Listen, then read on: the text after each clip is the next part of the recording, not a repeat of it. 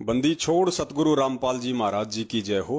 परमपिता परमेश्वर सारी सृष्टि के रचनहार, कुल मालिक, असंख्य ब्रह्मांडों के रचयिता, परम पूज्य सतगुरु रामपाल जी महाराज जी के चरण कमलों में दास का कोटि कोटि दंडवत प्रणाम। और लाइव देख रहे आप सभी भाई बहनों को दास का सत्साहिब।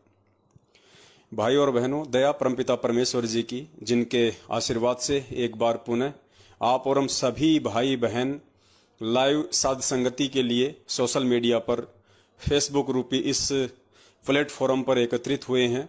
ये पूज्य गुरुदेव जी की विशेष दया है इस कलयुग की पिछली पीढ़ी में, जिन्होंने इस अध्यात्म को समझने के लिए, आध्यात्मिक ज्ञान को समझने के लिए परमात्मा ने हमें ये टेक्नोलॉजी दी, परमेश्वर ने हमें ये विज्ञान दी, साइंस दी। आप सभी भगत भाई बहन एक बार जुड़ जाइए, और जैसे जैसे आप जी जुड़ते जाएं, वीडियो को एक बार फेसबुक से लेके व्हाट्सएप, जितने भी आप जी ग्रुपों में जुड़े हुए हैं, हर जगह शेयर कर दीजिए। और हमारे अन्य भाई बहन जुड़े, तब तक हम बंदी छोड़ सतगुरु रामपाल जी महाराज जी का मंगलाचरण करते हैं। उसके बाद फिर हम लाइव प्रोग्राम को स्टार्ट करेंगे। और दास की विनती रहेगी सभी भाई बहनों से कि हमें फालतू के कमेंट्स बिल्कुल भी नहीं करने हैं, और हमने ध्यानपूर्वक परमपिता परमेश्वर की महिमा का गुणगान करना है। सत साहिब।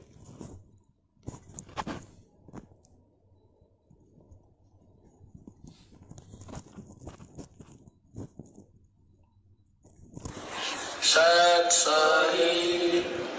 बंदी छोड़ कबीर साहिब की जय। बंदी छोड़ गरीबदास जी महाराज की जय। स्वामी रामदेवानंद जी महाराज की जय। बंदी छोड़ सतगुरु रामपाल जी महाराज की जय। सर्व संतों की जय, सर्व भक्तों की जय, धर्मी पुरुषों की जय, श्री काशी धाम की जय, श्री छुड़ानी धाम की जय, श्री करोता धाम की जय। सत साहिब। ग्रीव नमो नमो सतपुर सकुन, नमस्कार गुरु के नहीं, सुर नर मुनि जन साजवा, संतों सर्व सुधी नहीं, सतगुरु साहेब संत सब डंडो तुम प्रणामे, आगे पीछे मध्य हुए तिनको जा कुर्बान, निराकार निर्विषम काल जाल भंजनम, निर्लेपम निज नीर गुणम, अकल अनुपे सोन दुनम, सोहम सुरति समाप्तम, सकल समाधान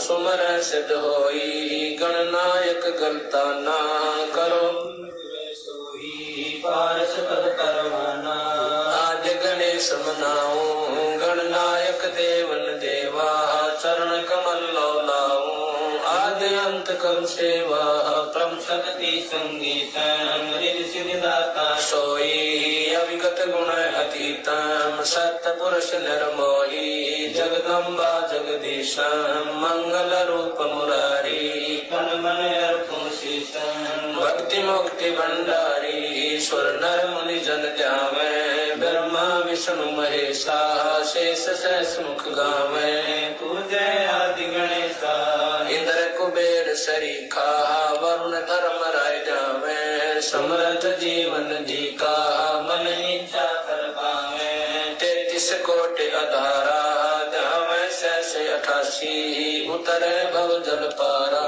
कट है युम की फांसी, 33 कोटि अधारा, ध्यावे सहस 88, उतरे भव जल पारा, कट है युम की फांसी।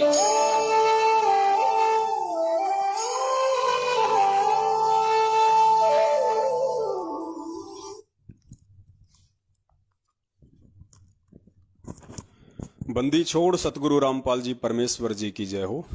आप सभी परमेश्वर की प्यारी आत्माओं और मुजदास के भाई बहनों को सत साहिब। आज का हमारा लाइव का जो विषय है वो है चरणा अमृत को लेकर। काफी समय से काफी वगत भाई बहनों की ये शंका थी, जिन्होंने सन 2014 के बाद में सतलोक आश्रम मैनेजमेंट हरियाणा वालों के फर्जी नामदान केंद्र से नाम दीक्षा ली है, या फिर जिन जिन भगत भाई बहनों को कोरोना काल में या उसके बाद में देश विदेश में मोबाइल के माध्यम से ऑनलाइन नाम दीक्षा दिलवाई है। उन सभी की ये शंका है कि भगत जी ये तो बिल्कुल सर्वसिद्ध हो गया है, हर प्रकार से परमेश्वर के आशीर्वाद से हमने सबूत देख लिए हैं कि वर्तमान में हिसार जेल में बैठे हुए परमपिता परमेश्वर सतगुरु रामपाल जी महाराज जी का डीवीडी के माध्यम से नाम दीक्षा देने का और जगह जगह राशन की दुकान की तरह गली गली में जो नाम दीक्षा केंद्र खोले हुए हैं, ये उनकी तरफ से कोई आदेश नहीं है। अगर वो परमपिता परमेश्वर डीवीडी से नाम दीक्षा देने का किसी को आदेश देगा तो परमेश्वर को पता है कि ये कितनी बड़ी सेवा है और आगे चल के इस सेवा पे किसी प्रकार की कोई उंगली ना उठे, इसलिए परमात्मा जिस भी भगत को ये सेवा देंगे या जिस भी माध्यम से परमात्मा किसी को भी निमित्त बनाएंगे तो संगत में सार्वजनिक तौर पे उसका खुलासा जरूर करेंगे, ताकि कोई भी व्यक्ति इसके ऊपर संदेह ना करे और उंगली ना उठाए। तो अब उनकी जो मुख्य शंका है वो यही है कि भगत जी फिर ये जो चरणामृत है, हम लोग तो वैसे भी विदेश में बैठे हुए हैं, हमारे पास तो वैसे भी कोई चरणामृत वगैरह की व्यवस्था नहीं है, और इन नामदान केंद्रों से जो चरणामृत मिला है वो तो बिल्कुल फर्जी है, क्योंकि नामदान केंद्र ही फर्जी हैं और नामदान केंद्र ऐसे व्यक्तियों द्वारा संचालित है जो कि सन 2014 से भगोड़े बन के घूम रहे हैं, जो कि पुलिस के आगे वांटेड बन के घूम रहे हैं, जिनको मुकदमा नंबर 428 देशद्रोह में अर्थात जो मर्डर वाला मुकदमा है उसमें पुलिस को उनकी तलाश है। तो संत रामपाल जी महाराज जी का भगत होके यदि उनका खुद का भाई महेंद्र उर्फ मोहनलाल, क्योंकि नाम उसका महेंद्र है, बरवाला कांड के बाद में पुलिस से बचने के लिए उसने अपना नाम बदल लिया मोहनलाल, साथ में परमपिता परमेश्वर जी का छोटा कलयुगी बेटा मनोज और परमपिता परमेश्वर जी की जो कलयुगी बेटी है मंजू, उसका पति संजय खानपुर वाला, और भी बहुत सारे लोग हैं। ये सारे के सारे लोग वांटेड हैं, भगोड़े हैं, जो अभी तक पुलिस की गिरफ्त से दूर हैं। तो ऐसे व्यक्तियों के द्वारा ये नामदान केंद्र खोले गए हैं, क्योंकि ये सभी के सभी लोग अविश्वासी हैं, इनको अपने गुरुदेव पे विश्वास नहीं है, ना इनको भक्ति पे कोई विश्वास है। अगर इनको भक्ति और भगवान पे विश्वास होता तो आज ये भगोड़े बन के नहीं घूमते, बल्कि अपने परमेश्वर के ज्ञान आधार से सच्चाई के रास्ते पे चलते हुए ये प्रशासन का सामना करते, ये कोर्ट का सामना करते। तो ये तो सर्वसिद्ध है कि इन भगोड़ों के द्वारा खोले गए नामदान केंद्र सही नहीं हो सकते, 100% ये फर्जी हैं। तो अब जो चरणामृत हमें जो मिला है इन नामदान केंद्रों से, उसको हम कैसे सही मान सकते हैं? 100% वो भी पूज्य गुरुदेव जी का नहीं हो सकता, और अगर पूज्य गुरुदेव जी का है भी तो वो काम नहीं करेगा, क्योंकि ये वही लोग हैं जिन लोगों ने बरवाला कांड के माध्यम से पूज्य गुरुदेव जी को जेल में बैठाया। तो इन लोगों के ऊपर उस परमात्मा की मेहर नहीं है, वो परमात्मा इन लोगों से रुष्ट है, दुखी है, क्योंकि इन्होंने अपने कुकर्मों से, मनमानी हरकतों से, बरवाला कांड में जो इन्होंने कुकर्म किए, भगत समाज को काले कपड़े पहना के हाथों में हथियार देके जो कमांडो बनाया, पुलिस वालों के साथ में लड़ाया भिड़ाया, कोर्टों में परमपिता परमेश्वर का झूठा सर्टिफिकेट ये लोग पेश करते रहे, तारीखों पे तारीखें ये लोग लेते रहे, ताकि प्रशासन अपनी खामोशी तोड़े और बरवाला पे अटैक करे और संत रामपाल जी महाराज जी को जेल हो। ऐसा उस काल भगवान की साजिश थी, और काल भगवान ने पूज्य गुरुदेव जी के परिवार वालों को अपनी इस साजिश में मोहरा बनाया, निमित्त बनाया अपने एजेंट के रूप में, और वो सफल भी हुआ। लेकिन उनकी सफलता के पीछे परमपिता परमेश्वर का बहुत बड़ा हाथ होता है। परमात्मा भी यही चाहते हैं कि ये भी थोड़े दिन खुश हो ले, और मैं भी अपने बच्चों की परीक्षा ले लेता हूं जो मैंने 27 साल से इनको ज्ञान दिया है।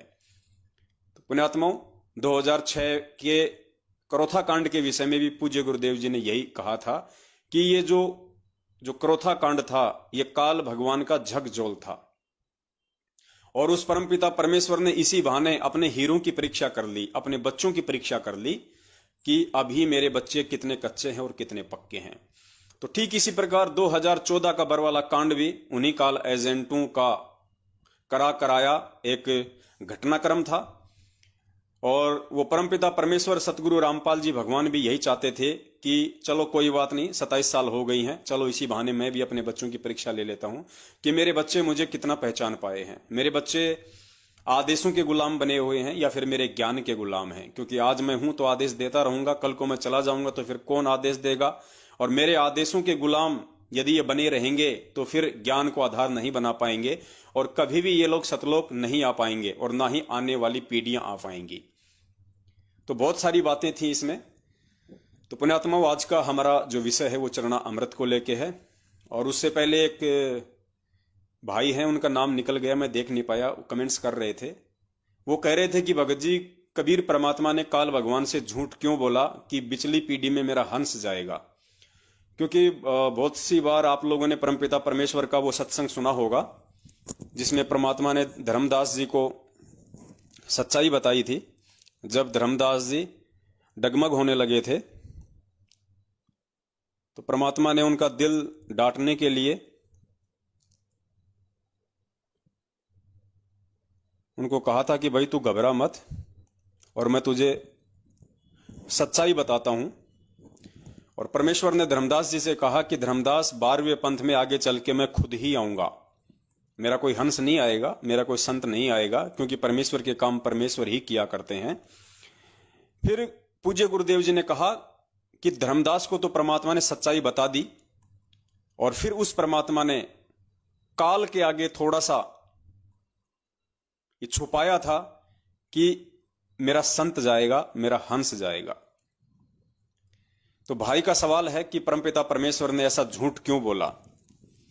हो सकता है भाई अभी नए नए परमपिता परमेश्वर की शरण में आए हों, या हो सकता अभी ये भाई केवल सत्संग ही सुन रहे हों। तो मन में ऐसी शंका होना जायज सी बात है, कोई बड़ी बात नहीं है। लेकिन झूठ शब्द उस परमपिता परमेश्वर की डिक्शनरी में नहीं होता है। ये उस परमपिता परमेश्वर के 100 छल छिद्र में आता है। परमात्मा कहते हैं, 100 छल छिद्र मैं करूं अपने जन के काज, हिरणाकुश उदर विदारिया, नरसिंह जूं धर दूं साज। तो ये 100 छल छिद्र में आता है परमात्मा के। पहले आप ये सत्संग सुन लीजिए जिसमें परमात्मा ने धर्मदास जी को पहले ही कह दिया था कि आगे चल के 12वें पंथ में मैं स्वयं ही आऊंगा। अर्थात आज हमारे पूज्य गुरुदेव जी के रूप में स्वयं कबीर परमेश्वर ही धरती पे प्रकट हैं। तो परमात्मा ने कहा था कि चौथा युग जब कलयुग आवेगा तब हम अपना एक दास भेजेंगे। अब वहां काल के सामने परमात्मा ने कहा कि हम अपना दास भेजेंगे।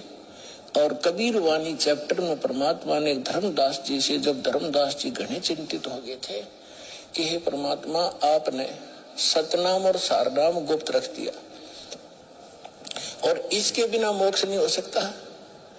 आपने मुझ किंकर के ऊपर दया करी दास पे और 42 वंश भी पीढ़ी बख्श दी, मेरी वंश चलेगा। तो हे परमात्मा, सारनाम और सतनाम बिना पार नहीं हो सकते, तो मेरे बच्चे कैसे पार होंगे। ऐसे कलेजा पकड़ कर बैठ गया। परमात्मा ने सोचा भाई ये घना दुखी हो गया। तब परमेश्वर ने कहा कि सुन ले, काल ने क्या कहा था, 12 पंथ करूं मैं साजा, नाम तुम्हारा ले करूं आवाजा। 12 पंथ नाम जो लेगी, हमरे मुख में आन समोही। जाओ जोग जीत संसारा, जीवन माने कहा तुम्हारा। जीव तुम्हारा कहा न माने, हमारी ओढ़ हो बाद बखाने। अब इतना समय नहीं रहा, मैं वो सारे प्रमाण आज नहीं दिखा पाऊंगा आपको कि 12 पंथ कौन कौन से हैं। तो 12 पंथ, 12वां पंथ गरीबदास पंथ बताया है, लिखा कवि सागर में। तो परमात्मा ने कहा तू चिंता ना करे धर्मदास, जब 5500 वर्ष कलयुग बीत जाएगा तब या बिचली पीढ़ी आवेगी और बिचली पीढ़ी तक ये ज्ञान और तत्व ज्ञान और सतनाम सारनाम कति गुप्त रखना है, नहीं तो काल के दूतों का हाथ लग जाएगा, मेरा सारा मिशन खराब हो जाएगा। तो परमात्मा ने देखा कि ये बिल्कुल चिंतित हो गया घना। तब परमेश्वर ने कहा धर्मदास, जब साक्षी बताऊं तेरे, तब धर्मदास ने कहा कि भगवान आज कितना अच्छा समय है, कलयुग स्टार्ट है सन 1398 में और 1512 तक, और आज भी लोग ना मानते और आप कह रहे हो आगे तो भयंकर कलयुग पैदा कर देगा, काल ऐसा जुल्म कर देगा, हाहाकार मच जाएगी, इंसान कृतघ्नी हो जाएंगे। तो उस समय कैसे पार होंगे। आज तो आप भी विद्वान हैं और फिर भी ना मान रहे ये लोग। तो परमात्मा ने कहा जब 5500 वर्ष कलयुग बीतेगा और बर्मा वंश चल चुका होगा इस काल का, यानी गरीबदास पंथ तक। तो उस बर्म में पंथ में मैं आऊंगा स्वयं, और फिर सभी पंथों को खत्म करके एक पंथ बनाऊंगा, और सारी सृष्टि मेरा ही नाम लेगी। तेरे 42 वंश क्या सारी सृष्टि न पार करूंगा धर्मदास, 42 की चिंता छोड़ तू। तब उसका दिल डटा था, और काल के सामने परमात्मा ने थोड़ा सा भेद रखा कि मैं अपना अंश भेजूंगा। तो यहाँ परमपिता परमेश्वर जी अपने सत्संग के माध्यम से कह रहे हैं कि जब वो धर्मदास बहुत ज्यादा चिंतित हो गया था, क्योंकि धर्मदास जी ने देख लिया था कि बिना इस परमात्मा के जीव को यहां से कोई पार नहीं कर सकता। अगर परमात्मा का हंस आएगा तो पता नहीं उसके हंस की कोई बात माने या ना माने। तो धर्मदास चिंतित हो गया था। तो परमेश्वर ने उसकी चिंता को समाप्त करने के लिए उसको यथार्थता बताई, उसको सच्चाई बताई कि धर्मदास, जब 12वां पंथ चल चुका होगा तो 12वें पंथ में आगे चल के मैं स्वयं ही आऊंगा। तो 17 फरवरी 1988 को परमपिता परमेश्वर सतगुरु रामपाल जी महाराज जी, जो कि 8 सितंबर 1951 को ही धरती पे प्रकट हो चुके थे, 38 वर्ष बाद में 17 फरवरी 1988 को वे स्वामी रामदेवानंद जी महाराज जी को निमित्त बना के उन्होंने अपना मुंह बोला गुरु उनको बनाया, और 12वें पंथ में उन्होंने एंट्री की। तो स्वयं उस परमात्मा ने ही एंट्री की, स्वयं वो परमात्मा ही धरती पे आया हुआ है। अब काल को जो परमेश्वर ने कहा था कि मेरा हंस जाएगा, तो वो भी बात बिल्कुल सही है, क्योंकि भगवान ना झूठ बोलता है ना वो झूठा होता है। तो वो भी बिल्कुल सही है, क्योंकि उस काल के सामने वो परमात्मा जब थे, जिस समय वार्ता हो रही थी, उस समय वो परमात्मा अपने ही पुत्र जोगजीत जी के रूप में थे, और उन्होंने कहा था कि मैं अपना अंश भेजूंगा। तो पुण्यात्माओं, स्वयं तो वो परमात्मा काल के सामने आ नहीं सकता, क्योंकि उनको काल की औकात का पता है कि यदि मैं अपने वास्तविक रूप में इस काल के सामने आ गया तो इसका कलेजा फट जाएगा, इसका कलेजा फट जाएगा अगर मैं इसके सामने आ गया तो। इसलिए परमात्मा हमेशा अपने आप को छुपाते हुए ही इस पृथ्वी लोक पे आते हैं। और भगत जी, आज परमात्मा सतगुरु रामपाल जी महाराज जी के चोले में है, अर्थात वो कबीर परमात्मा जो सतलोक में बैठा है अपने वास्तविक रूप में, उस रूप को हल्का करके आज वो परमात्मा सतगुरु रामपाल जी महाराज जी के रूप में धरती पे प्रकट हैं। तो काल को यही है कि हाँ, वो परमात्मा तो स्वयं नहीं आया हुआ है धरती पे, उस परमात्मा का कोई अंश, उस परमात्मा का कोई हंस, उस परमात्मा का कोई दूत जरूर इस पृथ्वी पे आया हुआ है। तो परमात्मा अपने वास्तविक रूप में ना आके अपने वास्तविक रूप के ऊपर एक हल्का सा ओवरकोट सतगुरु रामपाल जी महाराज जी का जिन्होंने पहना हुआ है, वो काल की नजरों में काल का, वो उनका परमात्मा का दूत है, परमात्मा का अंश है, जबकि उस ओवरकोट के नीचे स्वयं वो कबीर परमात्मा ही है। तो भगत जी, स्वयं वो कबीर भगवान इस पृथ्वी पे प्रकट है और काल की नजरों में उस परमात्मा का दूत है, परमात्मा का अंश इस पृथ्वी पे ज्ञान दे रहा है। तो दोनों स्थिति में परमात्मा ने झूठ नहीं बोला है। परमात्मा ने धर्मदास जी को जो कहा कि मैं स्वयं ही आऊंगा, तो परमेश्वर स्वयं ही आए हुए हैं, और काल को कहा कि मेरा दूत जाएगा, मेरा अंश जाएगा, तो परमेश्वर अपने वास्तविक रूप को छुपा के सतगुरु रामपाल जी महाराज जी का चोला पहन के इस पृथ्वी पे प्रकट हैं। तो काल की नजरों में उस परमात्मा का अंश है, उस परमात्मा का हंस है, उस परमात्मा का दूत है संत रामपाल जी महाराज। तो इस प्रकार से भगत जी हमने इस अध्यात्म को समझना है, क्योंकि परमेश्वर ने जो वचन बोल दिया वो अटल सत्य है, वो झूठ हो ही नहीं सकता, सोचना भी मूर्खता होगी। तो ये भाई का एक छोटा सा सवाल था। उसके बाद पुण्यात्माओं, हम आप आगे बढ़ते हैं। हमारा आज का जो विषय है चरणा अमृत को लेके, कि भाई फर्जी नामदान केंद्र हैं, ये तो सर्वसिद्ध हो चुका है। तो इन फर्जी नामदान केंद्रों पे मिलने वाली वस्तुएं भी फर्जी ही होंगी। परमपिता परमेश्वर का जब इनके ऊपर कोई आशीर्वाद ही नहीं है, कोई मेहर ही नहीं है, और उस मालिक को जेल में बैठा के इन लोगों ने काल एजेंट बन के मनमुखी रूप से अपने धार्मिक धंधे के विस्तार के लिए जगह जगह जो ये राशन की दुकान की तरह सेंटर खोल रखे हैं, तो ये तो फर्जी है ही है, इन पे परमात्मा की कोई मेहर नहीं है। तो चरणामृत भी सही नहीं हो सकता। देखो पुण्यात्माओं, चरणामृत सही हो या नहीं हो, विषय ये नहीं है। और अकेले उस चरणामृत के पीने से हम सतलोक नहीं जा सकते, ये भी सत्य है। और चरणामृत पीना भी जरूरी है, और चरणामृत असली होना भी जरूरी है। क्योंकि जब हम नित्य नियम करते हैं रोजाना, तो पेज नंबर 23 के ऊपर परमात्मा हमें कहते हैं कि चरणा अमृत कदाचित पावे 84 कटे लोक सिंधावे। एक भगत के मोक्ष प्राप्ति में चरणा अमृत का भी बहुत अधिक महत्व है। परमात्मा उसके युगन युगन के पाप कर्मों का नाश करते हैं। चरणामृत के पान से भगत को सद्बुद्धि आती है और उसको आधीनी आती है। क्योंकि चरणामृत पीने का मतलब है हम किसी के चरणों का अमृत पी रहे हैं, हम किसी के जो है चरणों का जल पी रहे हैं। तो अगर कोई अहंकारी व्यक्ति होगा तो वो दूसरे के चरणों का जल नहीं पिएगा। इसलिए परमात्मा भगत के भक्ति भाव को चेक करने के लिए, परमात्मा एक भगत के अंदर जो अभिमान या मान बड़ाई रूपी जो कीड़ा होता है थोड़ा बहुत, उसको परमात्मा शांत करने के लिए, उसको नष्ट करने के लिए अपना चरणा अमृत देते हैं।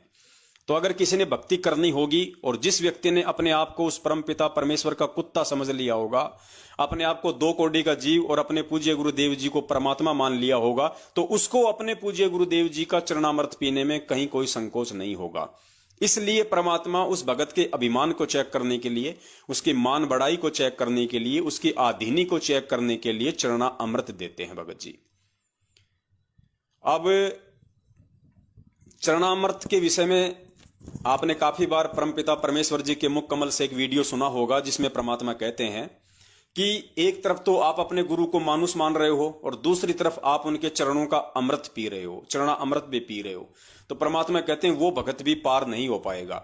गुरु को अपने जैसा व्यक्ति मानने वाला, जन साधारण मानने वाला, मानुष मानने वाला, मां के गर्भ से आया हुआ मानने वाला व्यक्ति कभी भी सतलोक नहीं जा सकता, चाहे वो ओरिजिनल चरणामृत दिन में 4 बार ही क्यों ना पिए।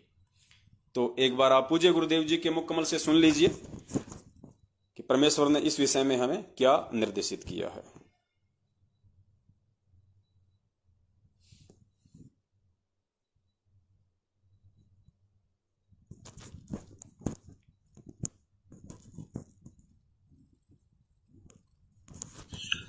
कबीर गुरु को मानुष जोगने और चरणामृत को पाने, ते नर नरक जावेंगे जन्म जन्म होए समान। जो क्या बताते हैं, गुरु को मानुष मानते हैं और चरणामृत भी देखम देखा, चरणामृत भी गुरु जी के चरणों का जल उसको भी पी रहे हैं और ऊपर से एक मनुष्य मान रहे हैं। कहते उससे भी, वो भी फिर 84 लाख योनियों का अधिकारी है, उसकी भक्ति चले नहीं। गुरु को मानुष जोगने और चरणामृत को पान, ते नर नरक में जावेंगे फिर जन्म जन्म होए समान। चरणामृत ले, लेकिन भगवान समझ के ले। मान लो मूलधन 100 रुपये। पुण्यात्माओं, एजुकेशन का अब आपको लाभ होगा। तो परमपिता परमेश्वर जी ने यहां पे सिद्ध कर दिया है अपने वीडियो के माध्यम से कि चरणामृत भी पियो, लेकिन चरणामृत पीने का फायदा तभी है जब आप अपने गुरु को परमात्मा मानोगे, भगवान मानोगे। अगर आप उनका जन्मदिन मनाते हो, आप उनका अवतरण दिवस मनाते हो, उनको एक माँ के गर्भ से आया हुआ मानते हो, या उस कबीर परमात्मा का भेजा हुआ कोई संत मानते हो, और उसके बाद यदि आप उनका चरणामृत भी पीते हो, तो वो चरणामृत आपके लिए पानी के बराबर है, आपके ऊपर कोई काम नहीं करेगा। आप 84 लाख योनियों के अधिकारी हो परमेश्वर की इस वाणी के अनुसार। दूसरा, परमात्मा ने यह भी कहा कि गुरु को मानुष मान के आप कभी भी सतलोक नहीं जा सकते हैं, और आपके मन में आज नहीं तो कल कभी न कभी दोष जरूर आएगा। किस व्यक्ति के? जो गुरु को मानुष मानेगा, जो गुरु को परमेश्वर नहीं मानेगा, भगवान नहीं मानेगा, सारी सृष्टि का रचनहार नहीं मानेगा, गुरु को सौद स्वरूपी नहीं मानेगा, गुरु को तेज पुंज वाला परमेश्वर नहीं मानेगा। पूज्य गुरुदेव जी कह रहे हैं कि ऐसे भगत के मन में एक ना एक दिन अपने गुरु के प्रति दोष जरूर आएगा। और पुण्यात्माओं, जब गुरु के प्रति ही दोष आ गया तो ये मानव जीवन ही बेकार हो गया, फिर कोई फायदा नहीं हुआ फिर इतने वर्ष तक भक्ति करने का। सुनिए पूज्य गुरुदेव जी के मुख कमल से। परमात्मा बताते हैं, गुरु मानुष कर जानते, ते नर कहिए अंधे, ओवे दुखी संसार में आगे यम के फंदे। गुरु को मानुष कर जानते तो ते नर कहिए अंधे। और फिर होवे दुखी संसार में, फिर काल के फंद। पुणात्मा, हमने गुरु जी को परमात्मा मानना पड़ेगा। परमात्मा मानने से हमारी यह प्रॉब्लम सोल्व होएगी, नहीं तो नहीं हो सकती। हम अपने ही जैसा गुरु को माने, एक मानुष रूप मान करके हम यदि उसके साथ रहेंगे तो कभी ना कभी दोष आपके मन में आवेगा।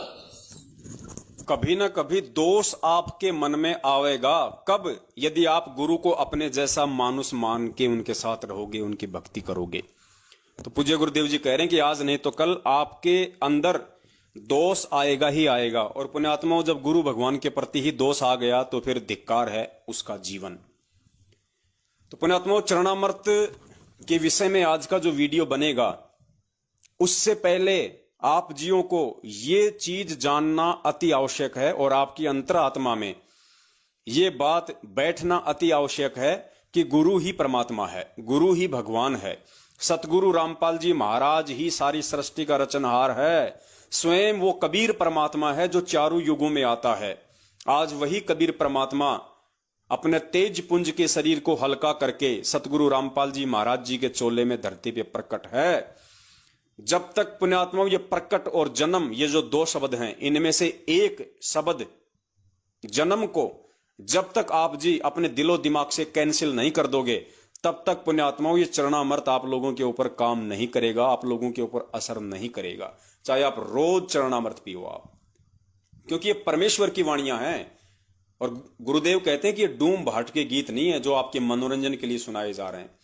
इन चीजों को जब तक आप अपने हृदय में नहीं संभालोगे, तब तक पुण्यात्माओं ये जो मंत्र हैं जो पूरी सृष्टि में किसी के पास नहीं है, स्वयं वो परमात्मा ही आके इन मंत्रों को दान करता है, ये मंत्र भी उस दिन से आपके ऊपर पूर्णतया काम करने लग जाएंगे।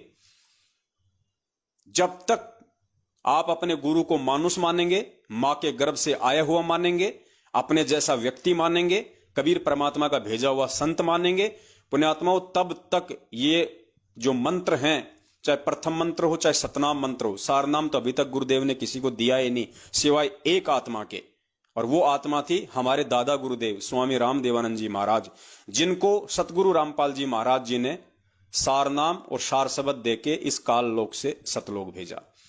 केवल वही आत्मा सारनाम की अधिकारी थी। और आज वर्तमान में यदि सारनाम का कोई अधिकारी बनने जा रहा है तो परमपिता परमेश्वर के सत्सेवक हैं जो साध संगति से जुड़े हुए हैं, और साध संगति से जुड़ के जिन्होंने गुरु और परमात्मा के बीच की खाई को लगभग मिटा दिया है। आज उन्हें अपने गुरुदेव में कबीर परमेश्वर के दर्शन होते हैं, ना कि अपने गुरुदेव में उस कबीर परमात्मा के भेजे हुए किसी संत के दर्शन होते हैं। तो ये भक्ति का मूल है, ये भक्ति की रीढ़ की हड्डी है। ये सत भक्ति हमें तब तक समझ में नहीं आ सकती और इस सत भक्ति से जुड़कर हम तब तक इसका फायदा नहीं उठा सकते जब तक हम गुरु और परमात्मा के बीच की खाई को मिटा नहीं देंगे। और पुण्यात्मा, आज का जो चरणामृत का वीडियो है ये आपको तभी समझ में आ पाएगा, और ये जो चरणामृत है ये आपको तभी समझ में आएगा जब आप आज के उस चरणामृत वाले मैटर से पहले अपने पूज्य गुरुदेव जी के विषय में कुछ और जो सबूत हैं, जो प्रमाण हैं, जो आप जी अपने हृदय में संभालोगे कि हाँ, धरती पे यदि कोई प्रकट है तो पूज्य गुरुदेव संत रामपाल जी महाराज जी के रूप में स्वयं कबीर परमात्मा ही प्रकट है। तो बहुत सारे जो कंसेप्ट हैं परमात्मा क्लियर करवाएंगे, आप जी धैर्य के साथ में सुनते रहिए। पुण्यात्मा, साध संगति का यही लाभ है, यही फायदा है। और परमपिता परमेश्वर जी का जो मिशन होता है कलयुग की बिचली पीढ़ी में, उस मिशन का एक मुख्य हिस्सा होता है साध संगति। ये साध संगति आज से पहले नहीं हुई। क्यों नहीं हुई? क्योंकि आज से पहले हम गुरु को मानुष ही मानते रहे थे, और गुरु को मानुष मानने वाले चाहे रात दिन साध संगति कर लो, उसका कोई असर नहीं होना। तो बिचली पीढ़ी में ही परमात्मा अपने मिशन का एक मुख्य हिस्सा साध संगति को चुनते हैं, और ये निर्भर करता है उस परमपिता परमेश्वर की अपनी मौज पे, अपनी इच्छा पे कि वो किस आत्मा को साध संगति के लिए निमित्त बनाते हैं। निमित्त बनने वाले का इसमें कोई रोल नहीं होता है। निमित्त बनने वाला एक जीव है, निमित्त बनने वाला एक पत्थर है, एक जानवर है, एक पशु है, वो परमेश्वर किस पशु को इंसान बना दे, इंसान से देवता बना दे, ये उसकी अपनी मेहर के ऊपर है। तो जो सारा का सारा जो श्रेय है वो केवल पूज्य गुरुदेव जी को ही जाना चाहिए। वे ही इस साध संगति के श्रेय के पूर्णतया अधिकारी हैं और कोई नहीं है। तो पुण्यात्माओं, अब कुछ कंसेप्ट हैं जो परमात्मा बिल्कुल क्लियर करवा देंगे और आप लोग भी सोचने पे मजबूर हो जाओगे कि भाई बात तो बिल्कुल सही है। हम तो रात दिन ये वाणियां पढ़ा करते हैं, लेकिन हमें तो समझ में नहीं थी ये सारी बातें। हमने कभी विचार ही नहीं किया इन बातों पे, क्योंकि बहुत सारे भगत भाई बहन इसी शंका में डूबे हुए हैं। उनकी मुख्य शंका सिर्फ यही है कि संत रामपाल जी महाराज जी का 8 सितंबर 1951 के दिन तो जन्म हुआ है और 1997 में जब उनको मार्च के महीने में सतलोक से कबीर परमात्मा आके मिले, उस समय संत रामपाल जी महाराज की आत्मा को सतलोक भेज दिया गया और 1997 से संत रामपाल जी महाराज जी के रूप में, उनके चोले में, उनके शरीर में या उनका रूप बना के खुद वो कबीर परमात्मा धरती पे प्रकट है। ये उनकी मुख्य शंका है। जबकि आज से पहले परमात्मा ने बहुत सारी वीडियो इस पे बनवा दिए हैं कि भाई परमेश्वर ने केवल उस वाणी को चरितार्थ करना था कि जब आवे 5505 तब ये वचन मेरा होगा साचा, और 5000 अरु 500 जब कलयुग बीत जाए, महापुरुष फरमान तब जग तारन को आए। 650 साल पहले परमेश्वर ने जो वाणी कही थी, उस वाणी को परमात्मा ने आज सही साबित करना था। तो 1997 वाली जो बात परमेश्वर ने अपनी गहरी नजर आध्यात्मिक ज्ञान गंगा पुस्तक के पेज नंबर 538 पे जो लिखा है कि मुझ रामपाल दास को 1997 में कबीर परमात्मा आके मिले, सिर्फ और सिर्फ इस परमात्मा ने ये भूमिका इन वाणियों को सही साबित करने के लिए, जो 650 साल पहले धर्मदास जी के माध्यम से कबीर सागर में लिपिबद्ध करवाई थी, उनको सत्य साबित करने के लिए, उनको चरितार्थ करने के लिए ही परमात्मा ने इस लिखावट का जो है वो प्रयोग किया है, इस शब्द का परमात्मा ने प्रयोग किया है। अन्यथा परमात्मा तो 8 सितंबर 1951 से ही धरती पे प्रकट है। तो सबसे पहले हम वहीं से शुरुआत करते हैं जो भगत भाई बहनों की मुख्य शंका है।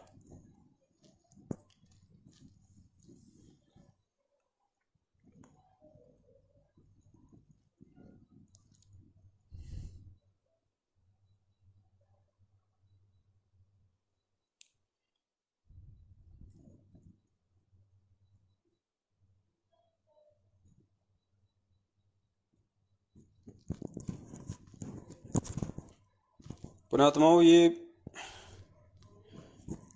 पूज्य गुरुदेव जी कहते हैं ना कि अध्यात्म बहुत ज्यादा गहरा है, उलझा हुआ है, और जब तक पुण्यात्माओं हम इसको ज्ञान आधार से परमेश्वर के द्वारा हमें जो बुद्धि दी गई है, जो सत्संग दिए गए हैं, जब तक हम इसको सुलझा नहीं लेंगे पुण्यात्माओं, अध्यात्म में आगे हम बढ़ नहीं सकते।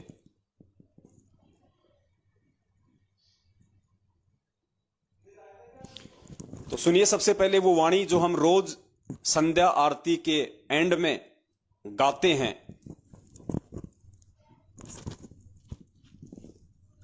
स्वामी राम देवानंद दाता, आपकी गणी सतावे वो बाता। स्वामी राम देवानंद दाता, आपकी गणी सतावे वो बाता। तेरा राम पाल अज्ञान किया सतलोक का वासी। तेरा राम पाल अज्ञान किया सतलोक का वासी। मेरे गुरुदेव भगवान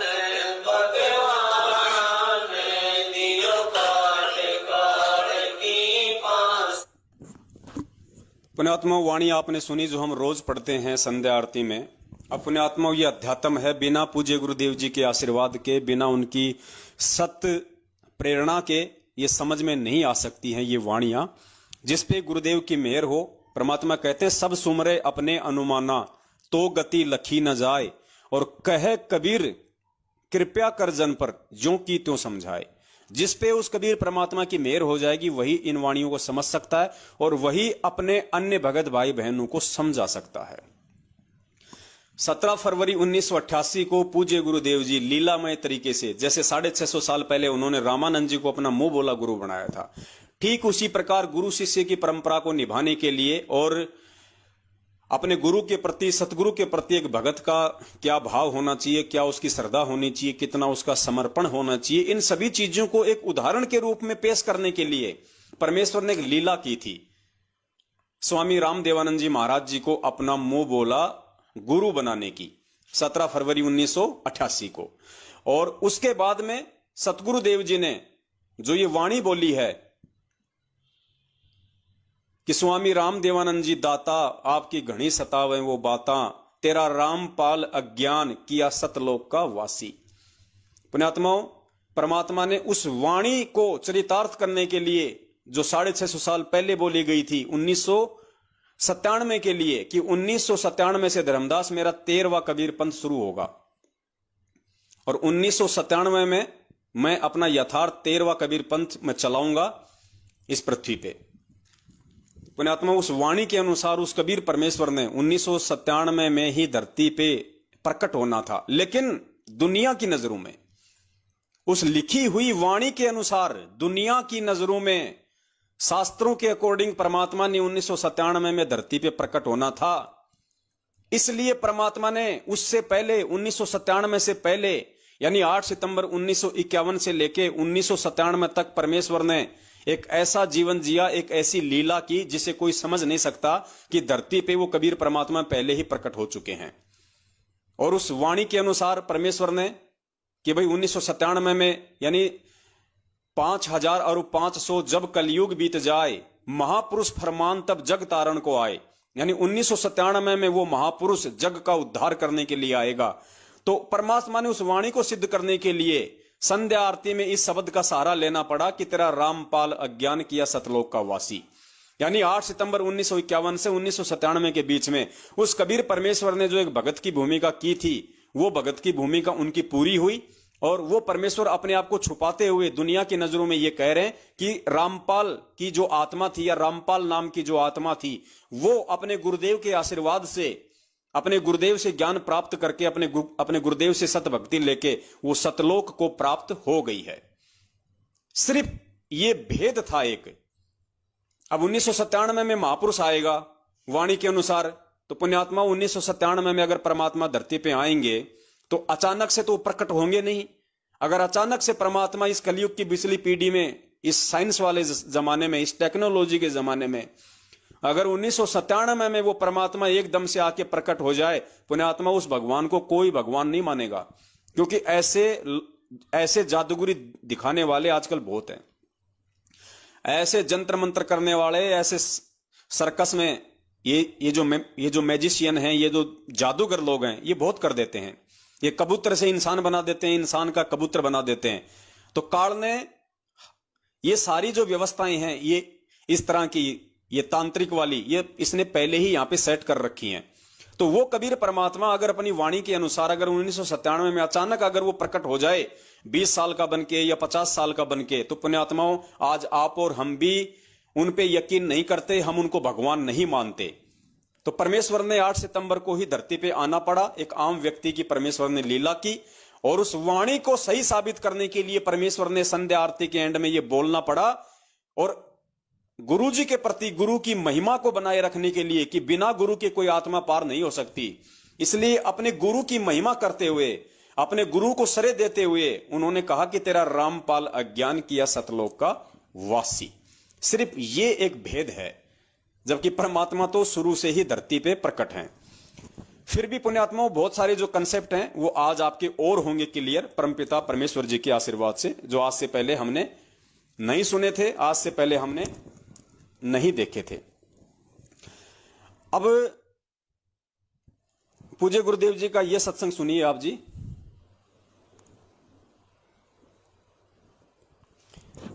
जिसमें परमात्मा स्पष्ट रूप से हमें कह रहे हैं कि पुण्यात्माओं आज तो भगवान आपके सामने आके खड़ा हो गया। बिल्कुल क्लियर कहा परमेश्वर ने सत्संग में। 2013 या 14 का सत्संग है। गुरुदेव कह रहे हैं कि पुण्यात्माओं, आज तो भगवान आपके सामने आके खड़ा हो गया। तो आज हमारे सामने कौन खड़ा है पुण्यात्माओं? हमारे सामने हमारे पूज्य गुरुदेव जी खड़े हैं, जिनको हम भगवान मानते हैं। तो पूज्य गुरुदेव ने स्पष्ट संकेत कर दिया कि आज तो आपके सामने भगवान आके खड़ा हो गया। और पुण्यात्माओं, अब भी यदि तुम नहीं मानोगे तो तुम पार नहीं हो पाओगे। और परमात्मा ने कहा कि तुमने अब वो धोखा नहीं खाना है जो धोखा तुम 650 साल पहले खा गए। तो सुनो, पूज्य गुरुदेव जी के मुख कमल से स्पष्ट कह रहे हैं परमात्मा कि पुण्यात्माओं, आज तो तुम्हारे सामने भगवान आके खड़ा हो गया। भगवान आके खड़ा हो गया। अब पुण्यात्माओं, परमात्मा ने 600 वर्ष पहले बताया था, धर्मदास ये जग बोरा ना, कोई न जाने पद निर्वाणा। यही कारण मैं कथा पसारा, सबसे कहिए एक राम नियारा। अब अपनी महिमा आप ही बता रहे हैं। अब मैं तुमसे कहूँ चिताई, तेरे देव की उत्पत्ति भाई। कुछ संक्षेप कहूँ गहुराई, सब संशय तुमरे मिट जाई। कहते हैं माँ अष्टंगी पिता निरंजन, ये जमदारुण वंशन अंजन। पहले कीन निरंजन राई, पीछे से माया उपजाई। अब ध्यान से सुनना पुण्यात्मा। रूप देख अति शोभा, देव निरंजन तन मन लोभा। निरंजन कीने भोग विलासा, माया को रही तब आशा। 3 पुत्र अष्टंगी जाए, ब्रह्मा विष्णु शिव नाम धराए। अपनात्माओं, एक तो परमात्मा सामने आकर खड़ा हो गया कि आई एम गॉड। कबीर साहब कहते हैं आई एम गॉड। देखो पुण्यात्माओं, ये होते हैं भेद। ऐसे परमात्मा अपने आप को छुपाते हैं। अब गुरु जी क्या कह रहे हैं ये वाणी सुनाने के बाद में कि पुण्यात्माओं, अब तो परमात्मा कति आपके सामने आके खड़ा हो गया। तो हमारे सामने कौन खड़ा है पुण्यात्माओं आज? और फिर पूज्य गुरुदेव जी ने अपने आप को छुपा दिया तुरंत। कबीर जी का नाम लेके अपने आप को तुरंत परमेश्वर ने छुपा दिया। पुण्यात्माओं, यही संकेत होते हैं जो हमें कैच करने हैं, जो हमारे को पकड़ने हैं। क्योंकि परमेश्वर वचनबद्ध हैं। परमात्मा स्पष्ट रूप से अपने आप को परमेश्वर नहीं कहेंगे, वरना पुण्यात्मा बिजली पीढ़ी में आके और ये विशेष ज्ञान देने का, ये टेक्नोलॉजी और शिक्षा देने का कोई औचित्य नहीं रह जाएगा। अगर इसी प्रकार से हाथ पकड़ के ही सतलोक लेके जाना है तो पुण्यात्माओं फिर शिक्षा का कोई महत्व नहीं है। तो परमेश्वर ने अपने आप को भगवान साबित करने में भी कोई कमी नहीं छोड़ी और अपने आप को काल भगवान के सामने जो परमात्मा ने जो उनको वचन दिया था उस आधार से परमात्मा अपने आप को छुपाते भी हैं। तो क्या कह रहे हैं यहां पूज्य गुरुदेव कि पुण्यात्माओं, अब तो भगवान कति आपके सामने आके खड़ा हो गया। और फिर कहते हैं कि वो कबीर भगवान खड़ा हो गया। ध्यान से सुनना। अपनात्माओं, एक तो परमात्मा सामने आके खड़ा हो गया कि आई एम गॉड। कबीर साहब कहते हैं आई एम गॉड। और बालक तो बालक अंधे से अंधा इन वचनों को सुनकर समझ सकता है कि हु इज गॉड। सबसे पहले हमने ये निर्णय करना है हु इज गॉड। अब ये क्लियर हो गया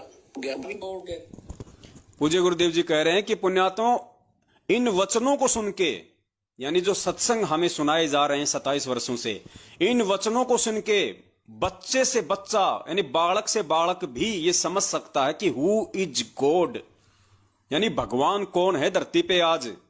परमात्मा कहते हैं बालक से बालक भी समझ सकता है। बालक से बालक मतलब जिसको बुद्धि नहीं है, 27 साल से किए गए इतने सत्संग सुन के बालक से बालक व्यक्ति भी समझ सकता है कि हु इज गॉड, कि परमात्मा कौन है। अब गुरुदेव थोड़ी कहेंगे कि वो परमात्मा मैं हूं। फिर सत्संग किस लिए सुनाए जा रहे हैं, तत्व ज्ञान किस लिए दिया गया, ये तत्व ज्ञान रूपी टॉर्च किस लिए दी गई, 27 साल से सत्संग किस लिए सुनाए गए। तो परमात्मा कहते हैं कि इन सत्संगों को सुन के, इन वचनों को सुन के तो बालक से बालक भी समझ सकता है कि हु इज गॉड। एक बार फिर से सुन लीजिए पुण्यात्माओं, और दिल में बैठ जाना चाहिए कि भगवान धरती पे प्रकट है। अपनात्माओं, एक तो परमात्मा सामने आके खड़ा हो गया कि आई एम गॉड। कबीर साहब कहते हैं आई एम गॉड।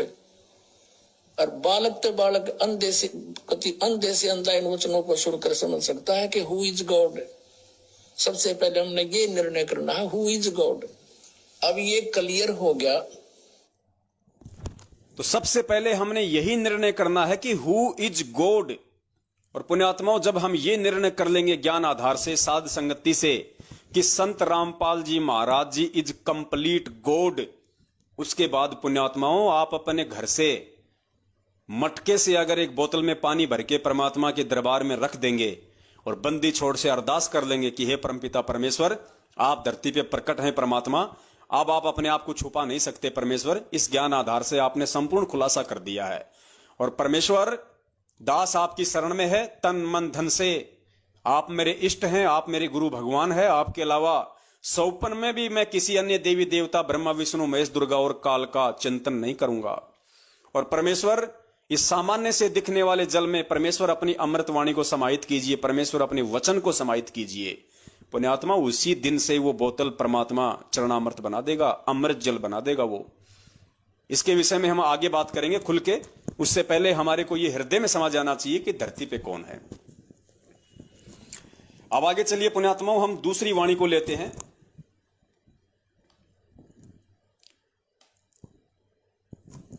जिसमें परमेश्वर ने सत्संग में कहा है कि 1997 में मुझे वो कबीर परमात्मा सतलोक से आके मिले।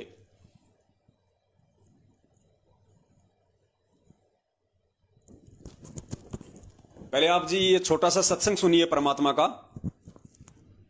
और उसके बाद फिर परमात्मा इस पे विश्लेषण करवाएंगे कि इसमें पॉइंट क्या है। पुण्यात्मा, फिर हमें समझ में आएगा कि सुनते तो हम सत्संग बहुत थे गुरु जी के, इस सत्संगों भी हमने बहुत बार सुना, लेकिन इन बातों पे कभी गौर नहीं किया, हमारा कभी दिमाग नहीं गया कि कितना बड़ा रहस्य इस छोटे से सत्संग में दिया परमात्मा ने। समझने वाला वही समझ सकता है कि धरती पे वो कबीर परमात्मा 8 सितंबर 1951 से प्रकट है या 1997 में संत रामपाल जी महाराज जी की आत्मा को सतलोक भेज के उसके चोले में खुद है। सब कुछ क्लियर हो जाएगा। अब देखिएगा सन 1997 के लिए कैसे आपको यकीन होगा। देखना, दास ने एक पुस्तक लिखी है दात्मी ज्ञान गंगा, और जो आपके कर कमलों में है, इसमें एक लेख है 538 पृष्ठ पे, यथार्थ कबीर पंथ परिचय नामक एक विषय है। और इसमें यहां लिखा है, मुझ दास यानी रामपाल दास को परमेश्वर कबीर साहिब जी संवत 2054 फाल्गुन मास शुक्ल पक्ष एकम मार्च 1997 को दिन के 10 बजे मिले थे तथा सार शब्द की वास्तविकता और संगत को दान करने का सही समय संकेत देकर अंतर्धान हो गए थे। और इसको यानी मुझे परमात्मा मिले थे, इसको अगले आदेश तक रहस्य युक्त रखने का आदेश दिया था। और फिर परमात्मा ने एक और अनमोल खजाना अभी 10 दिन के अंदर अंदर हमें दिया है। पुण्यात्माओं, इस छोटे से 2 मिनट के सत्संग में परमात्मा ने 2 इतने बड़े पॉइंट दे दिए हैं। और परमात्मा ने ये इसीलिए ये पॉइंट छोड़े हैं ताकि मेरे बच्चे मुझे पहचान लेंगे कि मैं 8 सितंबर से धरती पे प्रकट हूं या 1997 से। पुण्यात्माओं, ध्यान से सुनना इन चीजों को। 2 कौन से पॉइंट हैं? सबसे पहले चलिए पॉइंट नंबर 1 पे, और संगत को दान करने का सही पक्ष एकम मार्च 1997 को दिन के 10 बजे मिले थे तथा सार शब्द की वास्तविकता और संगत को दान करने का सही समय संकेत देकर अंतर्धान हो गए थे। और इसको यानी मुझे परमात्मा कह रहे हैं अपने आप को छुपाते हुए, उस वाणी को चरितार्थ करते हुए कि मार्च 1997 में कबीर परमात्मा मुझ रामपाल दास को मिले थे और सार शब्द की वास्तविकता, सार शब्द की या सार नाम की वास्तविकता और संगत को दान करने का सही समय बताकर। एक पॉइंट क्या है पुण्यात्माओं कि गुरुजी को लोगों के अनुसार जो भगत भाई बहन उन्हें 1997 से भगवान मानते हैं और संत रामपाल जी महाराज जी को केवल एक आत्मा मानते हैं, उन लोगों के अनुसार इस वीडियो में पूज्य गुरुदेव जी कह रहे हैं कि कबीर परमात्मा मार्च 1997 में मुझे मिले और मिलके परमेश्वर ने क्या कहा, यानी सार शब्द की वास्तविकता और उसको दान करने का सही समय बताया। यानी कबीर परमात्मा 1997 में संत रामपाल जी महाराज जी को मिले, मिलके वो वापस चले गए, कुछ समय के लिए मिले और क्या दिशा निर्देश देके चले गए। कबीर परमात्मा ने संत रामपाल जी महाराज जी से कहा कि मैंने तुझे जो सारनाम या सार शब्द दिया है वो संगत में तेरे को कब दान करना है, संगत में तुझे सारनाम कब ओपन करना है, उसका सही समय बता के। एक पॉइंट तो ये हो गया कि सारनाम को संत रामपाल जी महाराज जी ने संगत में कब ओपन करना है, कब दान करना है, यह संकेत दे दिया। और दूसरा संकेत क्या दिया कि मैं तुझे मिला हूं 1997 में, यानी कबीर परमात्मा कह रहे हैं संत रामपाल जी महाराज जी को कि मैं आपको मिला हूं, इस बात को अगले आदेश तक किसी को नहीं बताना। यानी 1997 में संत रामपाल जी महाराज जी को कबीर परमात्मा मिले, इस बात को अगले आदेश तक रहस्य युक्त रखना है, गुप्त रखना है, किसी को नहीं बताना। एक बार सुन लीजिए आप दोबारा से, फिर ये दो जो पॉइंट हैं, यही पॉइंट ये साबित कर देंगे कि परमात्मा धरती पे 8 सितंबर 1951 से प्रकट है। परमात्मा की वास्तविकता और सके मामा शुक्ल पक्ष एकम मार्च 1997 को दिन के 10 बजे मिले थे तथा सार शब्द की वास्तविकता और संगत को दान करने का सही समय संकेत देकर अंतर्धान हो गए थे। और इसको यानी मुझे परमात्मा मिले थे, इसको अगले आदेश तक रहस्य युक्त रखने का आदेश दिया था। और फिर परमात्मा ने एक और अनमोल खजाना अभी 10 दिन के अंदर अंदर हमें दिया है। तो जो मेरे भगत भाई बहन केवल अपनी ना समझी के चलते, साध संगति से ना जुड़ पाने के चलते, अपने कमजोर भक्ति संस्कारों के चलते जो ये मानते हैं और खाली उसी वाणी को आधार बना रखा है कि तेरा रामपाल अज्ञान किया सतलोक का वासी, और कहते हैं कि 1997 में संत रामपाल जी तो सतलोक चले गए और कबीर परमात्मा संत रामपाल जी के चोले में धरती पे प्रकट हैं। पुण्यात्माओं, ये 2 मिनट का वीडियो और इसमें 2 पॉइंट उन भाइयों को अगर वो होश में होंगे तो परमात्मा उनका कंसेप्ट क्लियर कर देंगे और आज के बाद उनको भी मानना पड़ेगा।